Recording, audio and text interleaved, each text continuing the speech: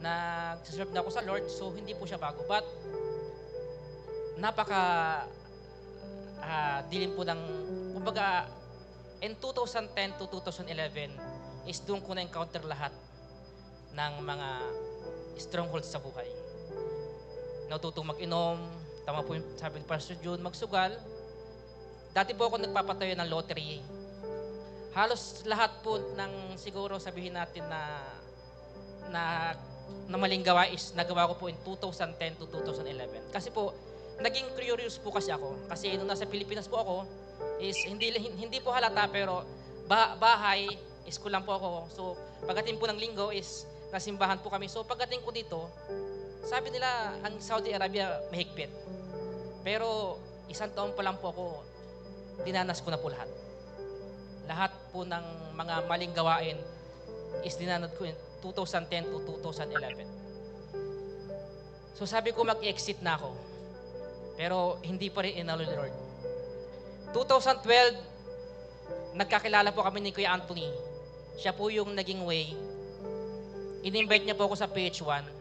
That time, andun po si Pastor June at si Mami Nitz. So, ang hirap pumasok dun sa loob ng simbahan, napakibigat ng loob ko, napakibigat ng damdamin ko kasi sabi ko, Lord, worth it ba ako? Lord, karapat-dapat pa ba ako na lumapit ulit sa'yo? Sa dami ng pinagdaanan ko. Kaya nga po, may isang mga nagkuwento ng mga kasama ko na abot sa strongholds nila, hindi ko na lang pinapansin. But praise God, napakabuti ng Lord sa buhay ko.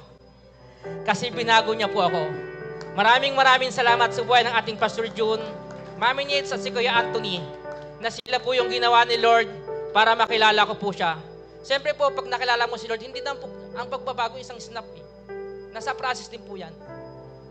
Bumabalik ka pa rin po sa gawain, but andun na po yung conviction ni Lord sa buhay mo. Tinanggap ko si Lord 2016 bilang nagpabaptize po ako.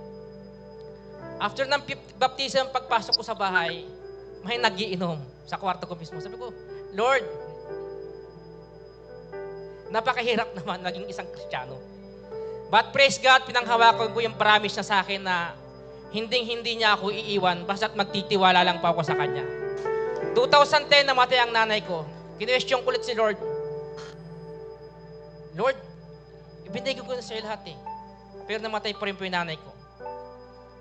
May time na gusto ko po mag-give up. But praise God, maraming salamat sa leaders sa all the leaders, especially to Kuya JJ and Kuya Eric na nasa Jeddah po. Sabi sa akin ni Kuya Eric, huwag mo isuko yung faith mo kay Lord. Praise God, binigyan ako ni Lord muli ng pagkakataon para lumapit sa Kanya. Then 2016, 2018, muli ko surrender yung buhay ko sa Panginoon Diyos.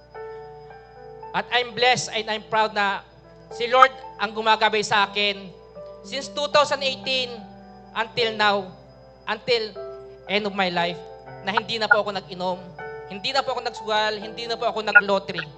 Maraming salamat sa biyaya ng Panginoon na binigay niya sa akin. Maraming salamat sa lahat ng leaders, sa ating Pastor June, Pastor Ed, na nagiging gabay po natin. Tama nga po sa ating Pastor June na si Pastor June po hindi lang po sa akin pastors, hindi lang po kaibigan, hindi lang po spiritual father, is pala ko na po siyang tatay. Kasi po, sa lahat po ng pinagdadaanan ko, hindi po ako binitawan ating pastor. Kaya, praise be to God, purihin ang Panginoon sa buhay namin ni Jeremy. Sabi ko nga, Lord, ang dami-dami namin din na pagsubok, ang dami namin ng impasse, ang dami namin mga problema, but ito na po yung day na pinangarap namin dalawa. Na mangako sa harap ng Panginoon at sa harap nyo, at ganun po kabuti ang ating Panginoon Diyos. Basta pag tayo lang po magtiwala at mag-surrender po tayo, wag po tayo mahiya sa ating mga past. Dahil yung past na po yan is ginagamit po tayo para mamold po tayo to better person at nag-worship sa Kanya. Sabi nga, ang purpose natin dito para pupurihin ang Panginoon Diyos at ipalaganap ang Kanyang kabutihan. At I'm blessed sa buhay ko, sa buhay namin ni Jeremy. Maraming salamat. Purihin ang Panginoon. Amen po. Praise God. Let us clap our hands to the Lord that we are giving glory for His name, Christ. Jesus. But this is not the end of our ceremony.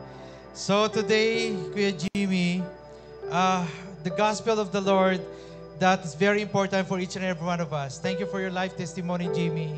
Sabi ko kanina, I am the witness. I am a living testimony that I could testify how God changed your life, Jimmy. Also, Ate Jeremy. Today, I was so overwhelmed. But again, this is your moment. Hindi naman to moment ng pastor. Kaya okay lang kayo umiyak mamaya.